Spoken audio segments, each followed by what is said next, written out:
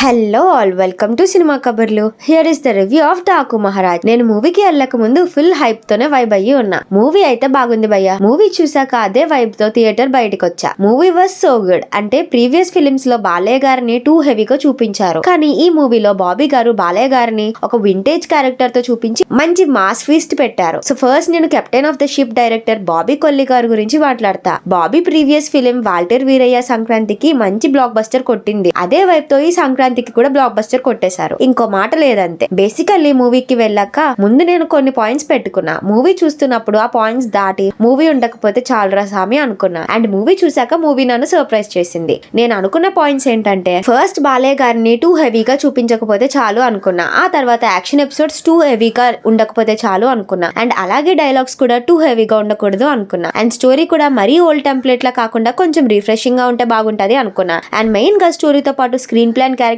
ని కూడా కరెక్ట్ గా యూటిలైజ్ చేసుకుంటే నేను సాటిస్ఫై అవుతా అనుకున్నా. కట్ చేస్తే ఈ అన్ని ఎలిమెంట్స్ లో మూవీ నన్ను సర్ప్రైజ్ చేసింది భయ్య. అలా జరగడానికి కారణం బాబీ కొల్లి గారు అండ్ హిస్ టీమ్. మూవీ చాలా క్లీన్ గా, ఎంగేజింగ్ గా, ఎక్కడ బోరింగ్ ఎలిమెంట్ లేకుండా చాలా గుడ్ నోట్ లో మూవ్ అయింది. స్టోరీ గురించి నేనేం రివీల్ చేయదలుచుకోలేదు. అలా అని న్యూ స్టోరీ పాయింట్ అని కూడా చెప్పను. కొంచెం రెగ్యులర్ టెంప్లెట్ లో ఉన్న స్టోరీనే, కాకపోతే రిఫ్రెషింగ్ వేలో స్టోరీ డెవలప్ చేసుకుని బాలయ్య గారిని సూపర్ వేలో చూపించారు. Movie start of very well. Starting లోనే హీరో ఇంట్రొడక్షన్ చూపించి అండ్ మెయిన్ ప్లాట్ లోకి ఎంటర్ అయిపోయి సాఫీగా వెళ్ళిపోద్ది. మూవీ ఇంటర్వెల్ ఎపిసోడ్ కి వచ్చేసరికి గూస్ బంప్స్ స్టఫ్ తో లోడ్ అయిపోయింది. అండ్ మళ్ళీ చెప్తున్నా, యాక్షన్ ఎపిసోడ్స్ టూ హెవీగా ఏం లేవు, చాలా సింపుల్ వేలోనే ఉన్నాయి. ఎందుకంటే ఆడియన్స్ పల్స్ తెలుసు. బాలయ్య గారి సినిమా అంటే ఈ మధ్య అందరూ బాలయ్యని టూ హెవీగా చూపించేస్తున్నారు అని కొన్ని రివ్యూస్ లో విన్నా. ఈ మూవీ విషయానికి వస్తే అలా కాదు. It's clean entertainer. డైలాగ్స్ కూడా లిమిట్ లోనే ఉంటాయి. లౌడ్ వాయిస్ తో డైలాగ్స్ ఉంటాయి, కాకపోతే అవి సింగిల్ లైనర్ అండ్ చాలా కూల్ గా ఉంటాయి. అండ్ అలా ఇంటర్వెల్ బ్యాంక్ ని ఫ్లాష్ బ్యాక్ స్టోరీకి మెయిన్ కీ పాయింట్స్ గా పెట్టుకున్నారు. అండ్ ఫస్ట్ హాఫ్ లో ప్రతి 10 minutes కి గూస్ బంప్ స్టఫ్ ఉంటది. ఇంకా సెకండ్ హాఫ్ విషయానికి వస్తే డ్రామా కొంచెం డౌన్ ఫాల్ ఉంటది ఏమో అనుకున్నా. బట్ ఎప్పుడైతే ఫ్లాష్ బ్యాక్ స్టోరీ స్టార్ట్ అవుతుందో డ్రామా కూడా పర్ఫెక్ట్ గా బిల్డ్ అవుతుంది. అందులో ఇంకా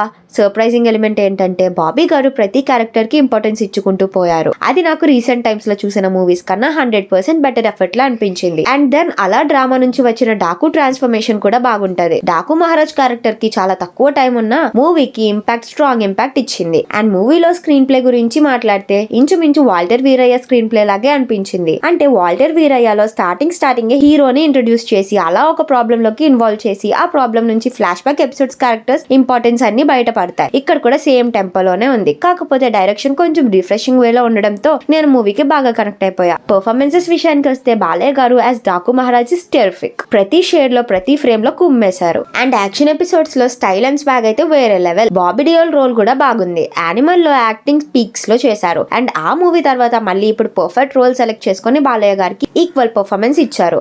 బాలయ్య అండ్ బాబీ డియోల్ మధ్య ఫేస్ ఆఫ్ కూడా బాగుంది. ప్రతి సీన్ చాలా రిఫ్రెషింగ్ గా అనిపించింది. ప్రజ్ఞా జైస్వాల్ గారు did justice to her character. Srinidhi Shetty గారు కూడా తనకి ఇచ్చిన క్యారెక్టర్ లో చాలా క్లీన్ పర్ఫార్మెన్స్ ఇచ్చారు. ఊర్వశి గారు 2-3 సీన్స్ లో షైన్ అయ్యారు. అండ్ దబిడి సాంగ్ ఆన్ స్క్రీన్ మంచి వైబ్ ఇచ్చింది. ఇంకా చాలా కీ క్యారెక్టర్స్ ఉంటాయి. సైడ్ రోల్ లో ట్రెండింగ్ యాక్టర్స్ 2-3 కనిపిస్తారు. కమెడియన్ సత్య ఒక 2 సీన్స్ లో 1 liner jokes and screen presence తో బాగా ఎంటర్టైన్ చేశాడు. చైల్డ్ క్యారెక్టర్ లో ప్లే చేసిన పాప మంచి పర్ఫార్మెన్స్ ఇచ్చింది. సాంగ్స్ విషయానికి వస్తే అన్ని సాంగ్స్ సోల్ఫుల్ గానే ఉన్నాయి. టెక్నీషియన్స్ విషయానికి వస్తే ఫస్ట్ కెమెరామెన్ విజయ్ గారు అసలు బాబీ గారి టేకింగ్ కి, కెమెరామెన్ గారి క్యాప్చరింగ్ కి ప్రతి ఫ్రేమ్ గూస్ బంప్స్ తెప్పించింది. వావ్ ఫ్యాక్టర్స్ చాలా ఉన్నాయి మూవీలో. స్పెషల్ టెక్నీషియన్ తమన్ గారి గురించి కొత్తగా ఏం చెప్తాం భయ్య. బీజిఎం తో సినిమాకి హై ఇవ్వడం కాకుండా ఒక మ్యాజిక్ తెప్పించాడు. నేను ముందు చెప్పినట్టుగానే మరీ లౌడ్ బీజిఎం లేదు. సీన్స్ ని ఎంత వరకు ఎలివేట్ చేయాలో అదే పలుస్తామని బీజిఎం ఇచ్చారు. బట్ బీజిఎం తో మూవీ ఇంకో మెట్టు ఎక్కేసింది అంతే. నెక్స్ట్ అఖండ 2 కి కాంబో ఎలాంటి విధ్వంసం చేస్తాదో ఏంటో. ప్రొడ్యూసర్ నాగవంశీ గారు పెట్టిన ప్రతి పైసాని బాబీ గారు జాగ్రత్తగా ఖర్చు పెట్టారు. ఇది పక్కా సంక్రాంతి ఫీస్ట్ మూవీ. ఏదైనా పెద్ద సినిమాలు వస్తే పక్కా చూడమని టీం ప్రమోట్ చేసుకుంటారు, కానీ బాలయ్య తమన్ కాంబోలో సినిమా వస్తుందంటే మంచి సౌండ్ ఉన్న థియేటర్ లో సినిమా చూడండి అని చెప్తారు. సో నేను కూడా సేమ్ పాయింట్ చెప్తున్నా. మూవీ బాగుంది. మీరు సౌండ్ ప్రిఫరెన్స్ బట్టి థియేటర్ సెలెక్ట్ చేసుకొని చూడండి.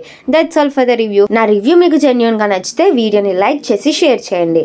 అలాగే ఛానల్ ని కూడా సబ్స్క్రైబ్ చేసుకొని సపోర్ట్ చేయండి భయ్యా.